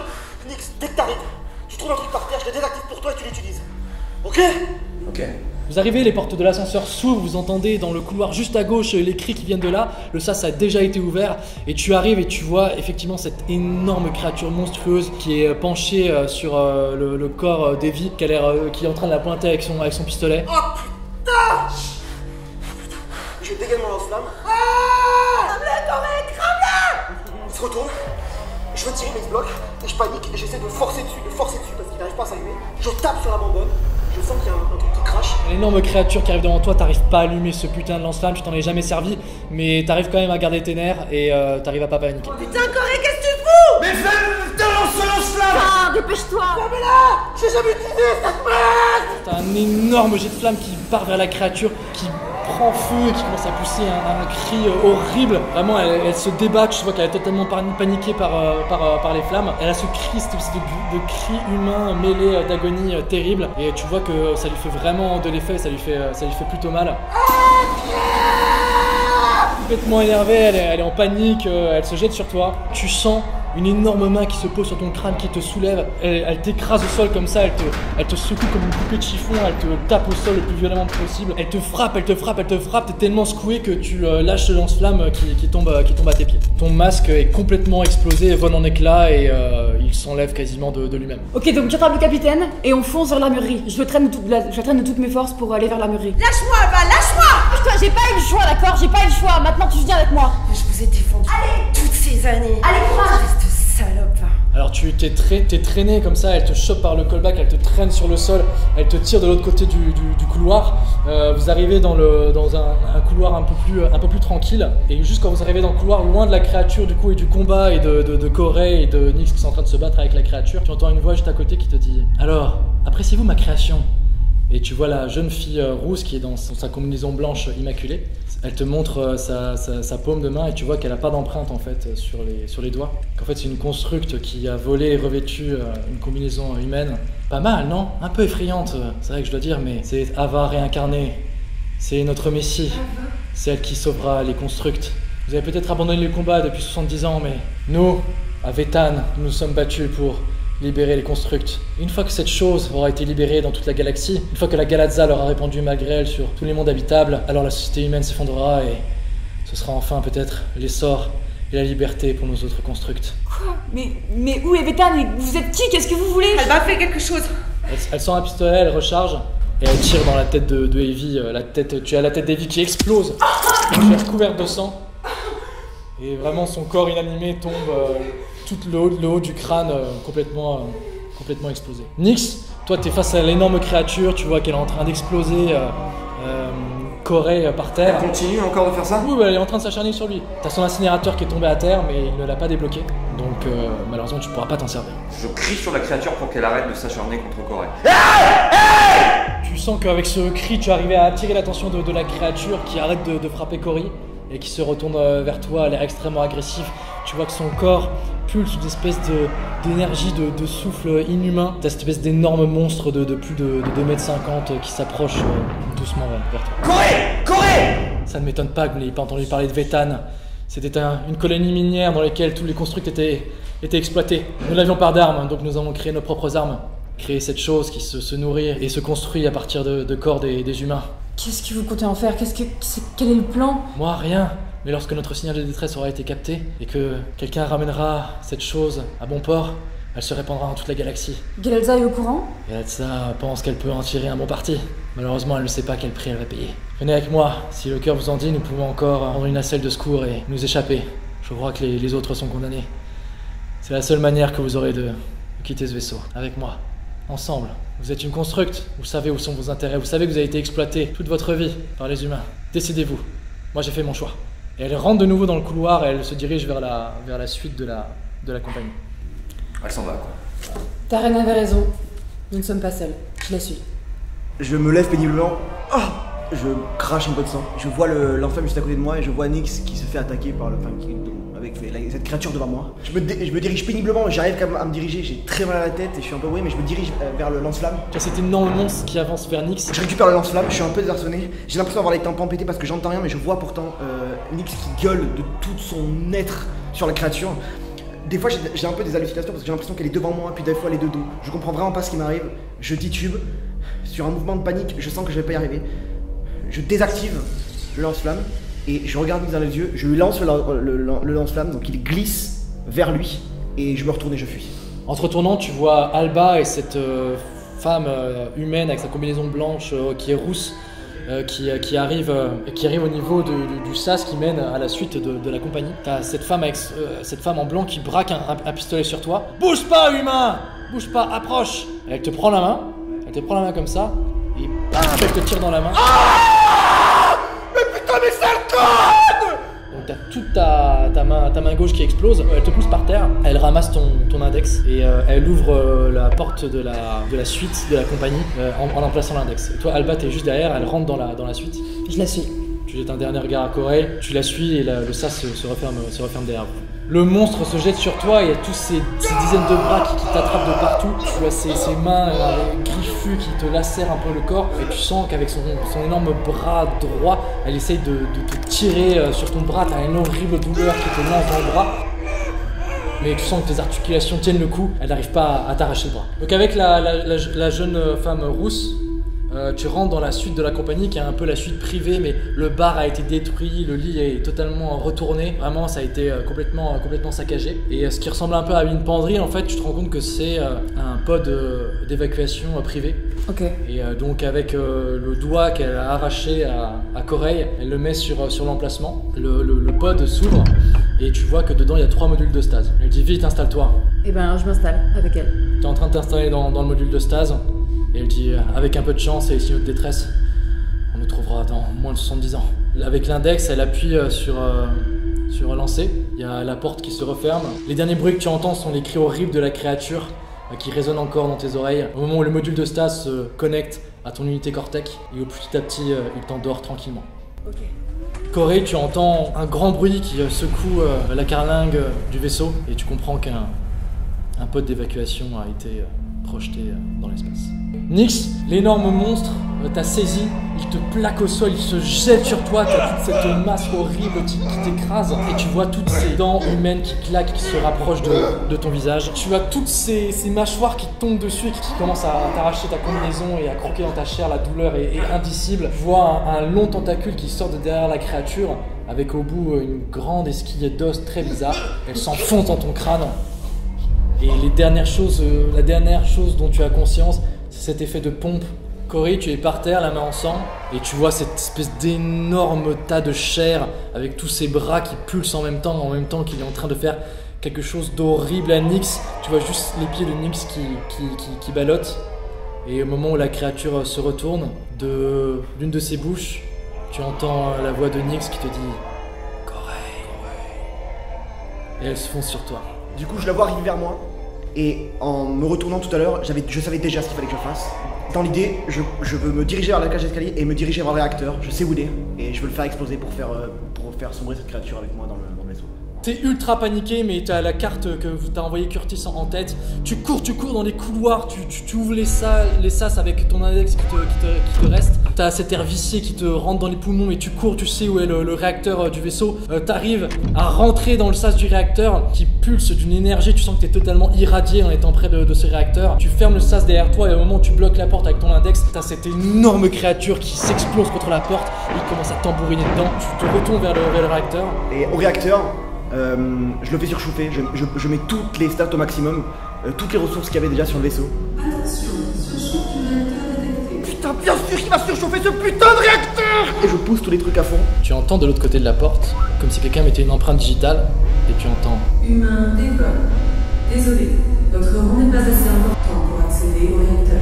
Incident en cascade. Pouvez-vous vraiment pousser le réacteur dans ses retranchements? C'était les réacteurs genre 1 et 2. Je fais le tour d'espèce d'énorme module où il y avait les manettes. Je vais sur les réacteurs 3 et 4 et je réponds: c'est un surenflure, tu vas exploser avec moi! Je pousse à fond aussi. Et tu entends bip bip. On a un mineur. Désolé, votre accréditation n'est pas assez lente. Entre les 4 manivelles, il y a un petit boîtier qui s'ouvre avec un énorme bouton rouge. Je me place devant en regardant la porte. Je me mets en face de la porte. T'as le cache qui s'ouvre avec le dernier bouton pour lancer la surchauffe du réacteur. Il y a les radiations qui me brûlent la peau. Je sens que, en fait, je sens plus le côté droit de mon visage. Je titube, j'ai la tête qui tourne. Et pourtant, je regarde en face de la porte parce que j'entends sans arrêt la voix de Nive qui annonce toujours un nom différent et un... Accès refusé. Accès refusé. J'appuie de toutes mes forces sur l'énorme bouton qui annonce du coup. Attention, surcharge du réacteur dans H-10 minutes. Tu entends de l'autre côté de la porte le monstre qui essaie plusieurs de ses bras, plusieurs de ses empreintes digitales pour essayer de rentrer dans ton sas. Tu entends un léger bip et la voix de Nive dit: Capitaine Roy, passe accepté. Cette espèce d'énorme monstruosité de chair se jette sur toi.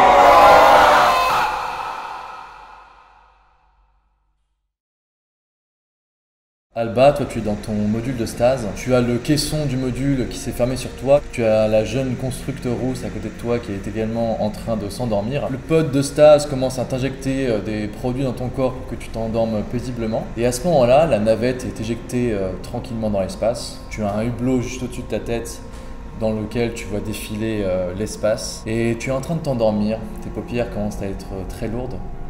Quand tu entends un petit bruit, au niveau du hublot, à l'extérieur de la navette, tu vois cette petite boule de chair qui apparaît à la fenêtre avec des dents humaines qui se mettent à claquer en t'apercevant. Elle a 4 petits tentacules avec au bout desquels il y a des esquidos qui s'agrippent au hublot et qui commencent à essayer de le fracturer. Je lutte contre le sommeil, mais j'essaye vraiment d'activer le propulseur devant moi. C'est très dur parce qu'au même moment où tu essaies de faire ça, tu sens que vraiment le sommeil te gagne. Tu luttes contre tous ces produits qui sont injectés en toi pour t'endormir, alors que la petite créature est en train de fracturer le hublot avec ses esquidos extrêmement pointus. C'est une douleur indicible au moment où tu tends le bras, mais tu arrives à te pencher et tu arrives à appuyer sur le bouton qui relance les propulseurs. La navette est éjectée dans l'espace, la créature est dissoute en quelques secondes dans une gerbe de flammes. Et tu arrives à t'endormir tranquillement, tout devient noir autour de toi. Alors même que tu es envoyé en sécurité dans l'espace.